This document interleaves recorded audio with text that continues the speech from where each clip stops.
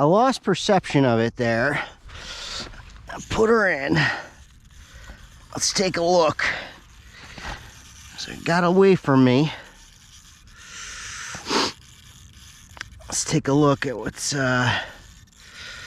going on here. So I was in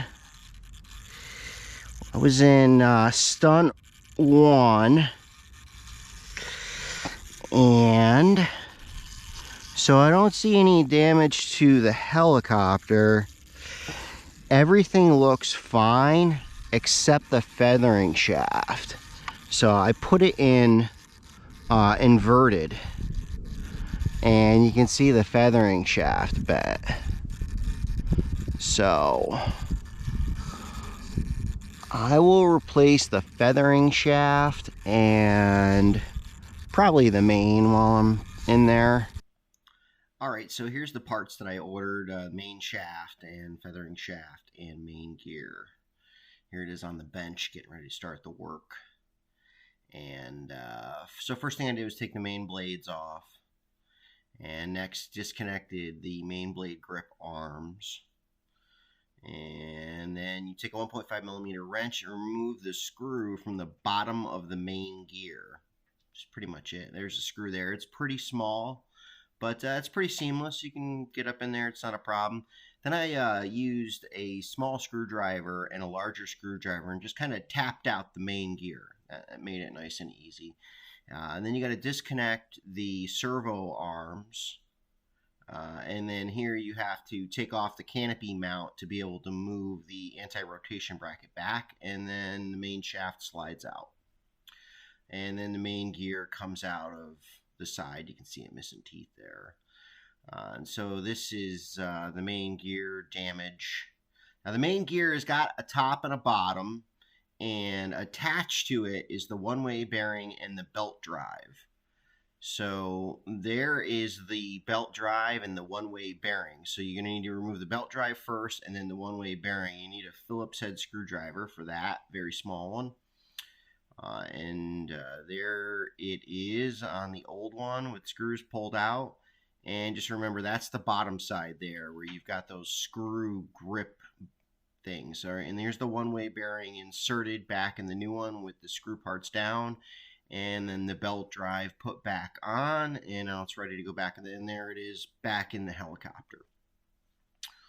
So then we moved on. Now, this is the main shaft here. I probably really didn't need to replace it. I mean, you can see it's rolling pretty smooth, but I was in there.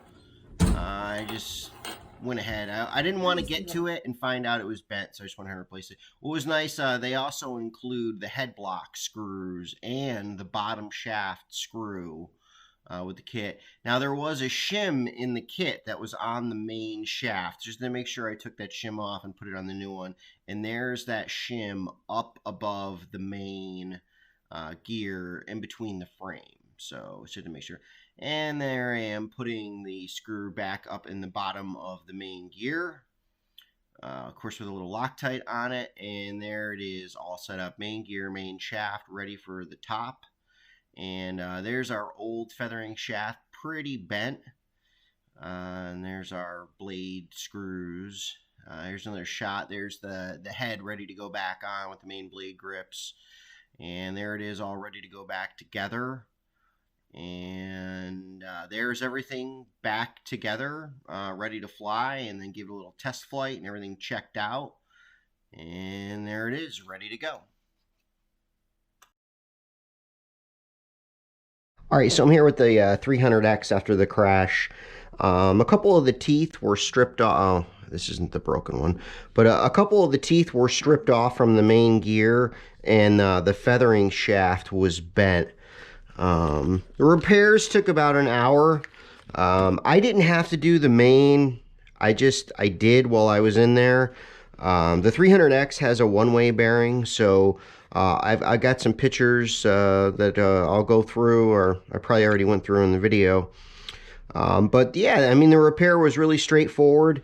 The way this model is set up, there is a screw on the bottom of the main shaft, so you do have to kind of fish the wrench down right through the the flight controller wires right there. But it wasn't that bad. The screw came out, and that loosens up the main shaft. You just pop the ball links off, and that pretty much allowed the main shaft to come out.